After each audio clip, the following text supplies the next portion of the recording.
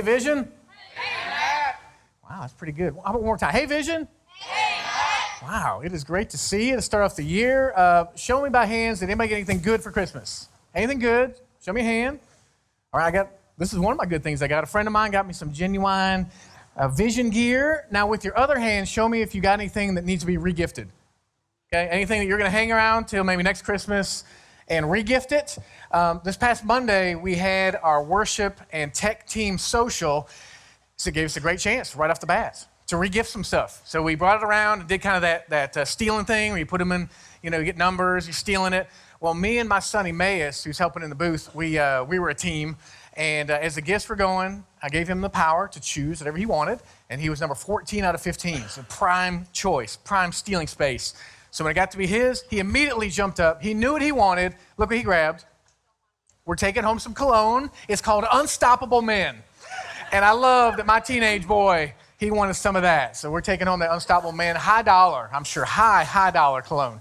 And but it's fun. You get gifts, some get regifted, but you think about gifts that you really would love to get, and one would be good advice. Think about what if last Christmas, a year ago, somebody had given you some good advice. Now, Richard, actually, why don't you walk that up here a little bit, because I know you got a good arm, but let's talk football for a minute. Because what if somebody gave you some advice about football, and they said, okay, if you're a betting person, bet on the Patriots. They're going to win the Super Bowl. Is this one of those regulation deflate low ball? It feels pretty thin. I don't know, but Rich, why don't you take that one back, man? That's a Patriot ball there. But hey, so advice, they would have said, hey, bet on Patriots. Now what if they said, some other advice for the year is plan on learning some dances in the Carolina or some moves, kind of like the dab, because our Panthers were going to be unstoppable this year. Now, let me tell you this. I don't know how this whole football thing works. I like football, but every Sunday we met this fall, the Panthers won. Last Sunday, we didn't meet. So I called Coach Ron. I said, Ron, I'm sorry. We will meet the rest of the way through February to make sure they can win it. But really, that would have been good advice. Hey, bet on Panthers. How about if you said, hey, I'm going to go see one movie. I'm going to go see Star Wars. Take that advice. Go see one movie. Get your tickets early because it'd be the biggest opening weekend ever for a movie to see Star Wars. Another good advice would have been if you're living in Gaston County and you're going to give a friend a gift for Christmas, maybe give him one of these. Because it's going to be pretty wet in the Carolinas around Christmas. Love the umbrella. Or you could say, hey, just wear some blue because you're going to be seeing blue throughout 2015 in Gaston County on signs, on cups. It's going to be everywhere. So if you got blue early last year and said, I'm just going to shine in Vision Blue, that would have been good advice. Now, when we talk about advice, one of the most popular guys in the world to get advice from is Warren Buffett. He's known as like the wisest investor in the world. In fact, I heard it was said of Warren Buffett that one time they had one of his wallets, I guess he was getting rid of, but it had some notes in it, some stock market tips. So it was auctioned off, would you believe it, for $250,000. People said, I want what Warren Buffett can talk about. Then another time, he was having a lunch, I guess I don't know if it was for charity, they were auctioning it off, but somebody paid, no joke, $2.5 million to have lunch with Warren Buffett. I guess feeling like they could get advice that was so valuable and so important. Well, when we look in the Bible and we see a guy named Solomon who many, many generations ago was looked at the same way. People would travel thousands of miles before cars and trains and planes. They'd go thousands of miles. They'd bring lavish gifts to come in his presence and say, please give us some advice. Now, I'm excited because for the next 7 weeks, we got a little surprise in here on January 24th. But over the next month and a half, I totally believe that you being here on Sunday morning will add great, great value, not only to your year, but as this year to be a foundation to build on, because we're going to talk about guardrails. How God wants to build into our lives guardrails that'll be like pieces of advice that shape us and protect us and truly help us to live as people that have wisdom in our life. Now guardrails in our home, we're seeing them a little bit differently these days because my son you saw in the picture, he's 15. So those of you with teenagers in your home know that means learning permit. So when we're driving down the road, and like yesterday, Emmaus is driving us back from the Central Y, you realize how narrow South 321 is. When you're driving along saying, ooh, watch out for the pole, watch out. It's like, he's got it. He said, I'm got it. I said, no, you don't have it. Move away from the pole. And saying, I like guardrails, but I don't want them on the side of my truck. So guardrails in our home, we're really personalizing that. But as we talk about for the next 6-7 weeks about guardrails, I truly believe it can shape something in each of us that's going to drastically impact our year and to build on this year. So this concept of guarding, whether it's on the sports field, on the football field, guarding your end zone, or on the basketball court, guarding your basket, or maybe over in England where they guard, those fancy palaces, those guys who stand there all day, or the White House with the Secret Service, or a Brinks truck around town. You think there are important things that people guard. And how about in our lives? In our lives, we have things that we guard. Now, I want to bring my Brinks man up here. So would you bring me the fire safe, Micah? Thank you. Look at the biceps flexing, carrying this heavy fire safe up here. And, when you take something like this and put it in your home and you say, I must have something valuable. I must have something important that I keep in there, whether that's, documents, or whether that's jewelry or photographs that you just couldn't afford to lose. You say, we're going to put important things under lock and key. And in fact, this one here has something important in it. And now, if you saw my video I put out this week to kind of like whet your appetite about what was coming, and I told my boys, I said, I'm going to bring in the fire safes. They said, the gun box? I said, no, we're not bringing the gun box up on stage, but I will bring this in. It's got, something so important in here that I would lock it up and say, I need to guard it. And in fact, it's one of my favorite things in the world. It's a Vision t-shirt. Oh man, so in fact, hey, why don't you guys take that one home with you? So when we take things like a fire safe and lock up important things, what about other parts of our life, like our time, or our energy, or our attention, or other pieces like that that aren't tangibly measured, but are very important to us? We say we're going to guard those things. Now, as we talk about Solomon and how God spoke through him to teach us about guarding, I hope you got your takeaway card. In fact, if you did not, or if you're new and you say, man, what's a takeaway card? If you need a takeaway card, you didn't get one, raise your hand up, and the lovely Wendy and Mike, we got any more? Oh, we're out of them? Oh, hey, well, that's a good problem to have. Okay, well, they're online too, so they'll be online with the sermons tomorrow. But with our takeaway card, what you get in that is not only just notes from today, because really what I'll give you today, we got an extra? What I'll give you today are notes from what God has taught me, first about this message for me, but also what I believe he's taught me for you. But especially, I want you to see that gray box in there that has the recommended reading. I want you to take time this week to dig into these verses. Because when you do that, it totally opens up the opportunity for God to teach you. Way more than 20 or 30 minutes right here. That you'll get a chance to look in the verses in Matthew and look in Proverbs and read all of Proverbs chapter 4, maybe a couple times. And you'll look in God's word and say, God, teach me.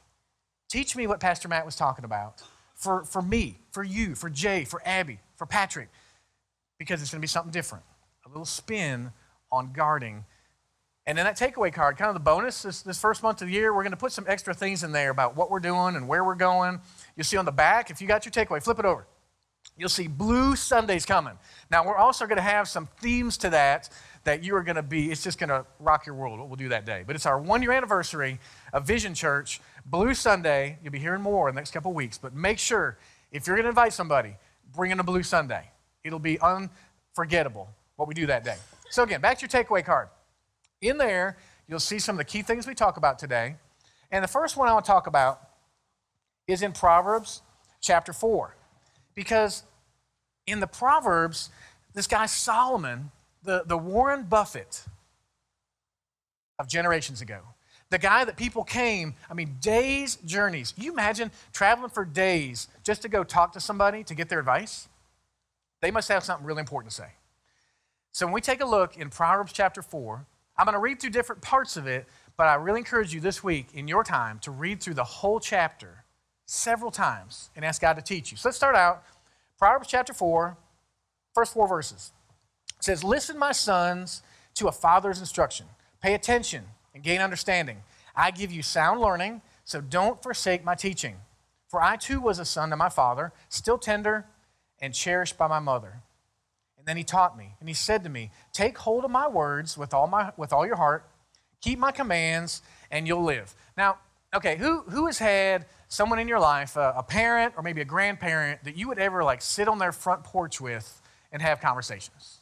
A parent, a grandparent, where you could sit out there and talk about dating, or talk about money, or talk about stress, or talk about football. And you could sit on the front porch with them and just soak life from them, soak wisdom, soak understanding from someone like that. I mean, what a gift it is. Like you're saying here, you're saying, listen to a father's instruction. Solomon knows the value in that, of a generation speaking into the next generation. Now, as he continues in verse 5, he digs into this more. He says, get wisdom, get understanding. Don't forget my words or turn away from them. Do not forsake wisdom, she'll protect you. Love her and she'll watch over you. The beginning of wisdom is this: get wisdom.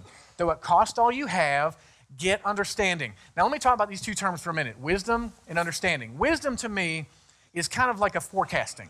It's maybe looking out and seeing a bunch of different paths and having clarity over which one to take. So let's say my son was trying to figure out how to get to Myrtle Beach. And I say, okay, son, there's like 12 different ways to get to Myrtle Beach. You know, this highway or this side or this whatever. But the wisdom is going to be in knowing, hey, you know, which road is going to be slower, which one's got construction, which one has traffic problems, which one has Sparkies on it, and the kids stop there and buy all the stuff. You want to bypass that.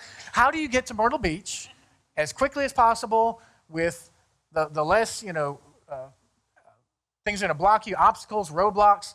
That's wisdom of looking out and seeing what is the best way to take. Now, understanding to me, understanding is a little bit more of looking back and learning from what was behind you. When I think about understanding, I think about the why behind when people do things. Like, again, think of our teenagers. When they see someone upset, they don't necessarily think about why that person is upset. Let me give you a picture of this. There was a guy I was talking to this week, and he was a little bit grumpy on Friday and Saturday, times I talked to him, and I thought, man, why is he upset?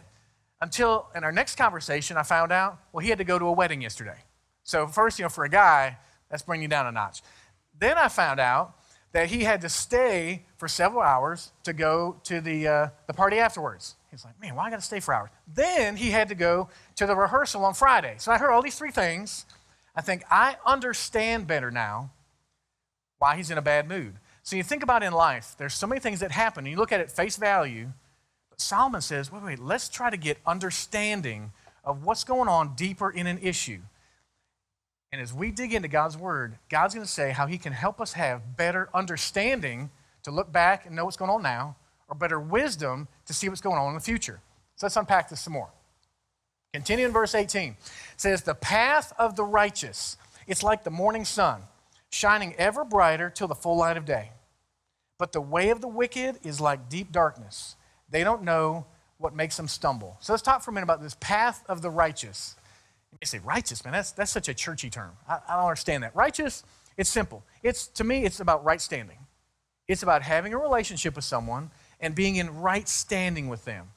So, for example, like, Kevin was up here, and him and Jamie are doing their thing. Well, what if, I'm trying to have communication with Kevin, but, man, when I saw his kids, man, I just kicked them to the curb.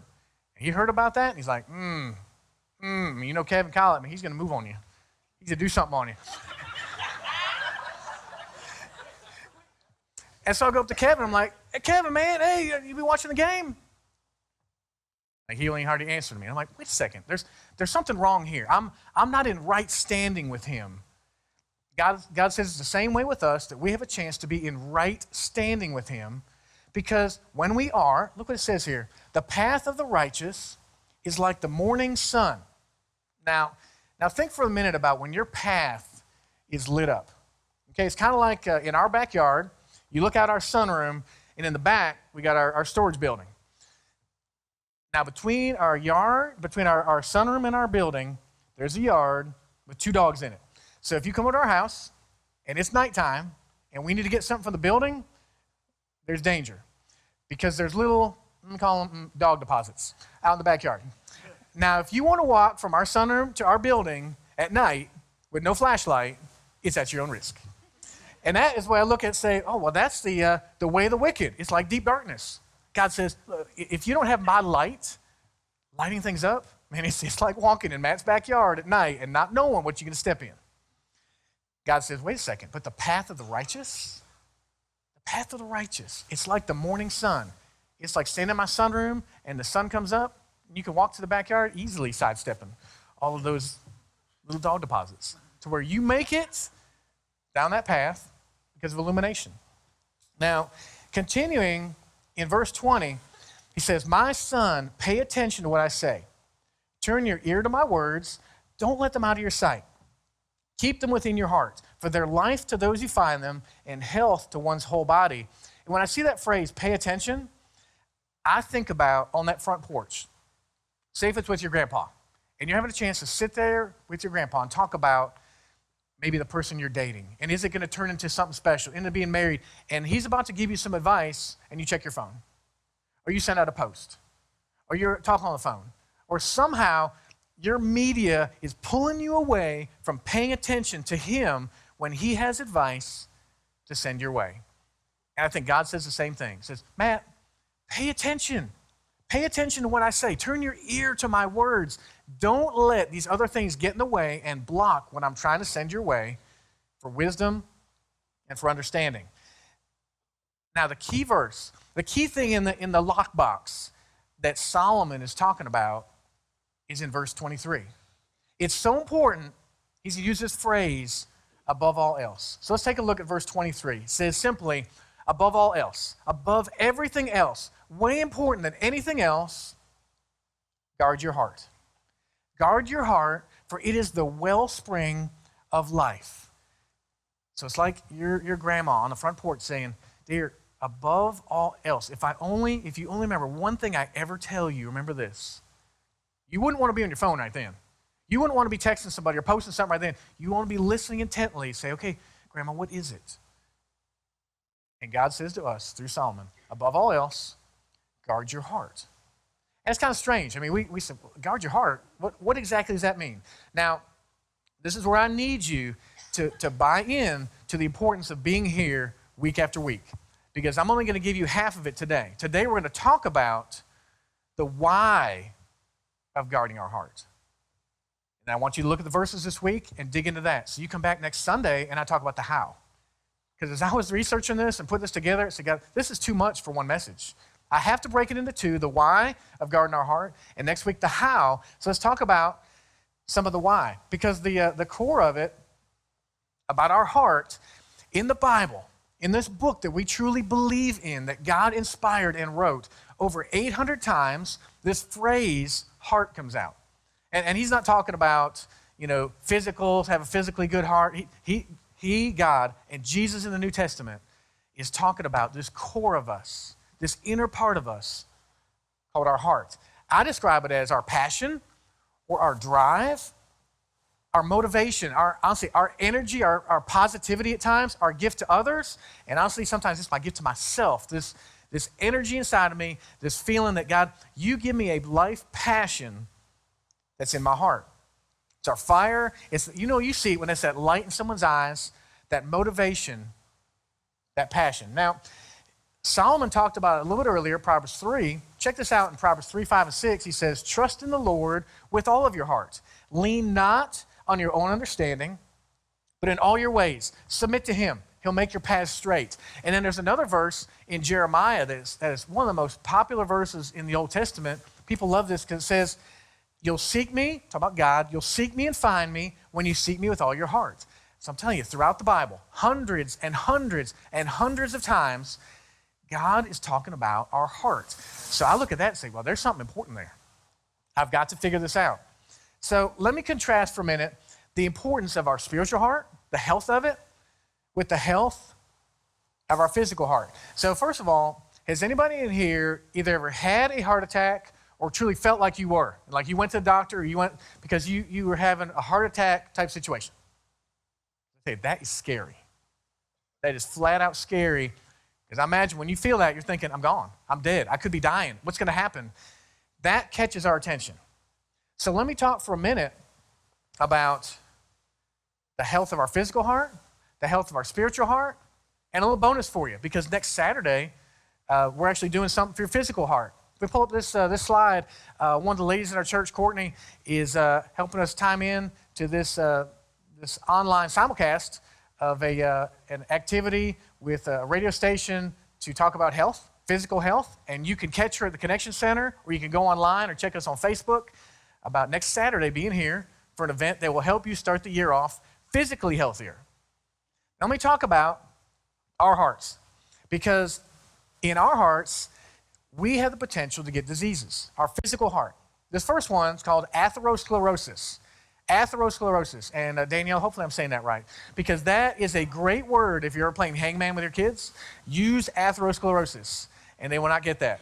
Now, atherosclerosis, and I want to write this down to make sure I record it correctly, it's the hardening of the arteries due to accumulated cholesterol plaques and scarring in artery walls. Basically, it's saying where your blood flows, it gets smaller and smaller and smaller and smaller because bad things accumulate. Now, that contrasts to the hardening of our spiritual heart. How does that happen? I say that happens when we're presented with God's truth. When I give you, or you're reading, or you hear it from somewhere else, God's truth, and you say, nah. When you hear something that teaches you, and maybe it even strikes you for a minute, you say, that could be something. You say, nah, and you kind of get a little harder to it. And I'll say, your spiritual artery gets a little bit smaller. You hear some other truth, you say, nah, I'm not going to change the way I speak, the way I act, the way I think. And it gets, your spiritual heart gets clogged. It gets clogged like our physical heart does. The second one is congestive heart failure. Congestive heart failure is the inability of our heart to pump blood through the body due to weakness in the heart walls. Basically, it's saying your heart cannot pump blood through your body because the walls of it have gotten deficient. Now with this, I think what happens is in our spiritual heart, we get attacked by pride, by temptation, by anger, by lust. It gets in our spiritual heart to where when we truly do hear some truth and say, man, I want that to be a part of my life, honestly, our spiritual heart isn't strong enough to pump that truth through us. That we have let our spiritual heart become like a congestive heart failure, become like atherosclerosis, where our spiritual heart does not beat anymore. Remember, God said through Solomon, above all else, guard your heart. Guard it. Now, let's take a look at verse 23 again. It says, above all else, if you make a list of things that are important, above all else, guard your heart, for it's the wellspring of life. So how about this term, wellspring? This wellspring of life, how does that relate to our heart? Because really, he's saying that, man, everything flows from that. Now, one of my favorite places to go, I love going out to Crowder's Mountain. I like going out there and going hiking. We had our student event there last year, I like fishing out there. But really what I love doing the most is going by myself and running some trails. I'll go out there and run a trail, usually about 20 minutes out and 20 minutes back. And if you've ever been to the Ranger Station out there, you know at the start of the trail, there's a pump. And you go to the pump and you lift this thing up and water's supposed to flow. Now, guys, if you ever want to feel like really manly, you run out, you run back, and I'm like, man, I'm just going to drink from that pump. Man, you pop it open, out of your hands and everything. I mean, it does. It makes you feel like a guy. Man, I like it. And so I'm out there running sometimes, and I'll come back, come to that pump, the wellspring of the park, and I'll turn it on, and here I am. I'm 40 minutes without a drink, and I'm like, it's like, oh no, what is wrong with the pump? Or maybe even almost as bad, you turn it on, it starts dribbling, and it's like, ooh, discolored. You can tell they're working on the pipes or something. You don't want to drink from that wellspring. Or literally, there's nothing coming out of that wellspring. So I want to ask you, when somebody looks at you spiritually, do you look like a pump that's flowing? Or do you look pretty dry? Or do you look polluted? Or a tougher question, you can think about this tonight or in the morning, when you look in the mirror and you really evaluate yourself, you look at that mirror and you say, what's flowing out of me? How am I doing with my spiritual heart? Is it a wellspring that's flowing like that pump Matt was talking about? Or am I dry? Am I polluted? Now, Jesus, man, the amazing teacher that Jesus was when he was here on earth, he talked about heart so many times. Listen to some of these. Matthew 5:8, blessed are the pure in heart, for they'll see God. Matthew 6:21, for where your treasure is, there your heart will be also. Matthew 15:18, but the things that come out of a person's mouth, man, they come from the heart, and these defile them.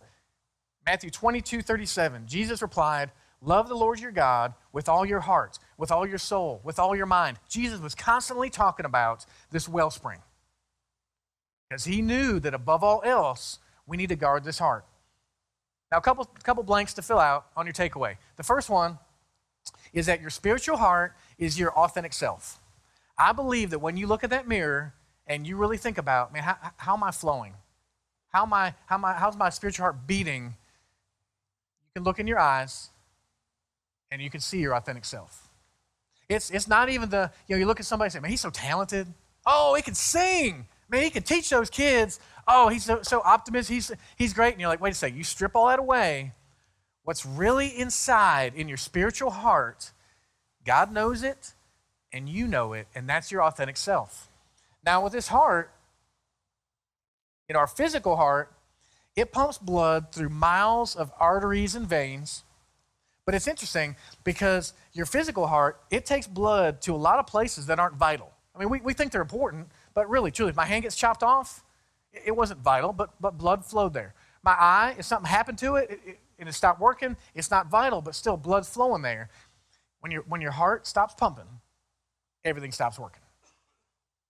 So kind of like in my spiritual life, you may look at me and say, man, Matt's looking pretty good. He's sounding pretty good, but no, I know how my spiritual heart is pumping, and God sees that too. Now, why guard your heart? As I land this plane for today, I want to nail down on us the importance of why to guard our heart. First of all, our heart is extremely valuable.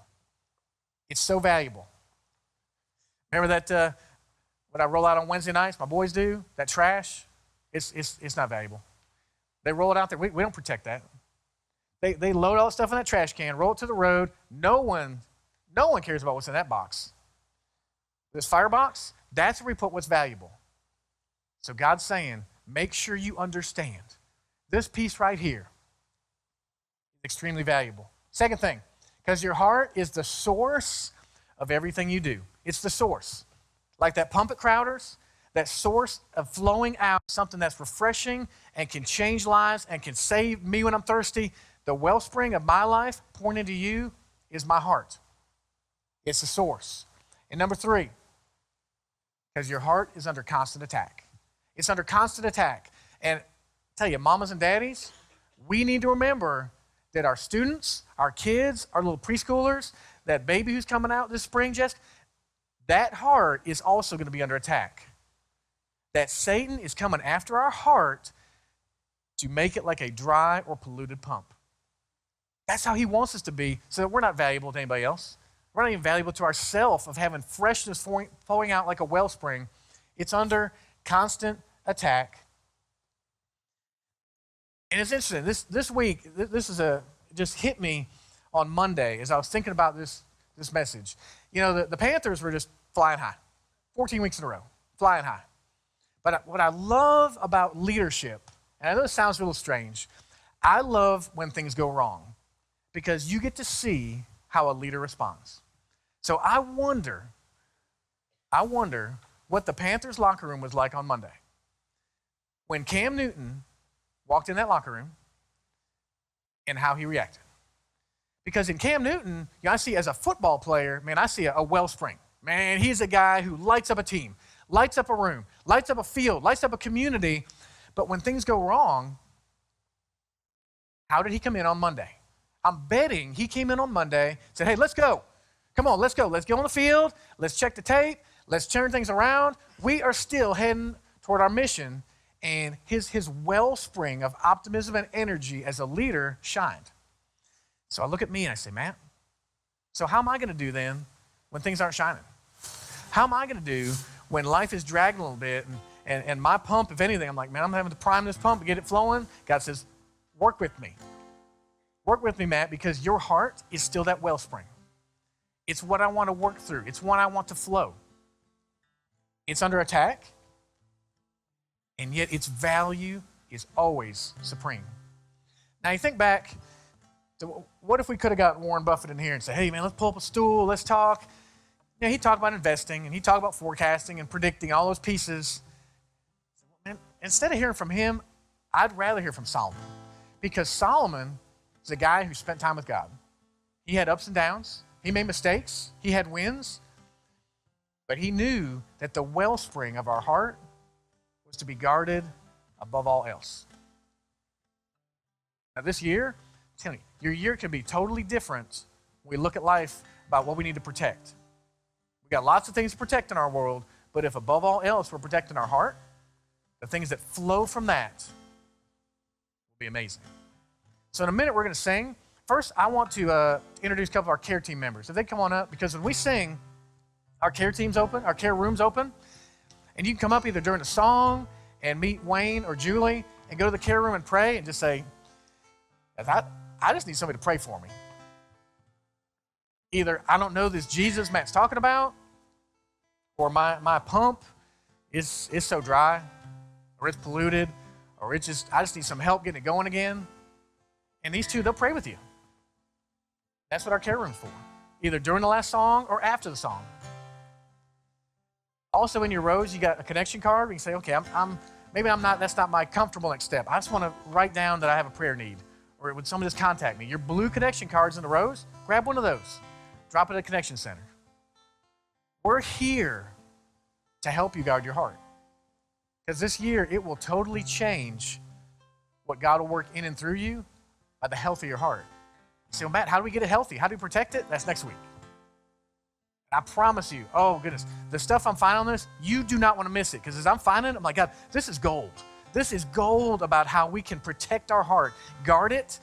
Because I know in my life, when I look in that mirror, and sometimes I say, man, my wellspring isn't flowing so great.